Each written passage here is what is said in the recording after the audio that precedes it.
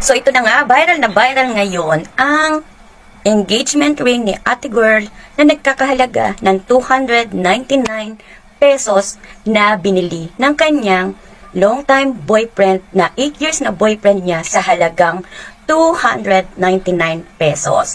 So, hindi na ako magsasalita ng kung ano-ano pa para hindi ako mabash. Alam nyo na, mahina ang puso ko sa mga basher. Pero, ito lang ang masasabi ko. At may papakita ko kay Ate Girl. Panoorin mo ha. Yung pipili ka ng mapapangasawa, yung mayaman o yung masarap kasama, yung tawa ka ng tawa. Doon ka na sa tawa ka ng tawa kahit ang kinakain mo rin yung gulay na tawa-tawa. Kasi ang dami-dami yung pera pero haba ng mukha mo nakasimangot kayo. Ngayon kung mayaman na, tawa ka pa ng tawa, bago mo napapawalan yan, di ba?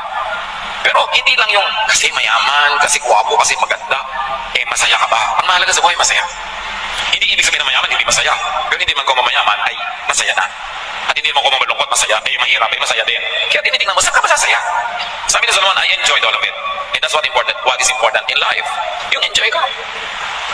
So ano na Ate Girl, naliwanagan ka na ba? Ako nga, walang engagement ring. Ang wedding ring ko, hindi rin mamahalin. Pero, alam mo, kahit na kinakapos kami, Japanese pa ang asawa ko, masaya ako. Yun lang naman ang importante sa buhay. Yung maging masaya ka kasama ng bubuin mong pamilya.